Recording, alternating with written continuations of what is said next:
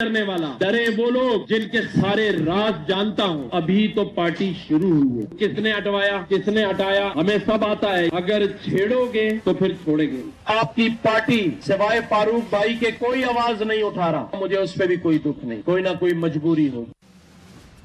अच्छा, मजे की बात यह है कि पिछले गवर्नर को नए गवर्नर के आने का पता टीवी से चला है। उनको खुद ये मालूम नहीं था, लेकिन वो कहते हैं कि पता सारा है कि किसने हटवाया किसने नहीं हटवाया। ये बात मैं आपको बता दूं कि ये खबर कि सिंध गवर्नर की कुर्सी, कामरान ठिसोरी साहब की कुर्सी अब मुतजलजल हो रही है, उसके अंदर जो है वो एक छेद पड़ गया है। ये बात 13 दिसंबर 2024 को मेरे प्रोग्राम पे सेनेटर फैसल वाडा ने बताई थी, लेकिन उन्होंने उस टाइम पर 3 महीने का टाइम दिया था। वो तकरीबन 3 महीने से बढ़ के 1.25 साल गुजार गए कामरान ठिसोरी साहब। अब निहाल हाशमी साहब नए गवर्नर के तौर पर सिंध की कुर्सी संभाल चुके हैं। फारूक सत्तार साहब कहते हैं कि मुस्लिम लीग नून हो या पीपल्स पार्टी हो, एक दूसरे के क्राइम पार्टनर हैं, लेकिन ये तब की बात है जब मामला रफा दफा नहीं हुआ था। जरा सुने डॉक्टर फारूक सत्तार ने क्या फरमाया।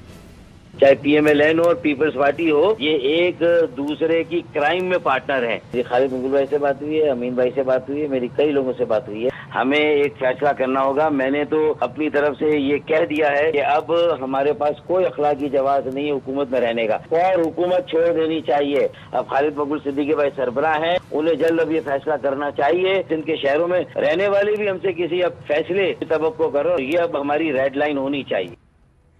वो रेड लाइन के हवाले से बात तो कर दी डॉक्टर साहब ने, मैंने अपने प्रोग्राम के अंदर भी उनको मदू किया, लेकिन इस टाइम पर लगता है कि पाकिस्तान की ये जमात MQM इस टाइम पर बिल्कुल साइलेंट बैठी हुई है, कोई रिस्पांस नहीं देना चाह रही। तलाल चौधरी साहब की बात से मुझे ऐसे लगा कि जैसे राजी कर लिया गया है या फिर राजी होने पे मजबूर हो गए हैं। ये समझ नहीं आई MQM के साथ हुआ क्या है।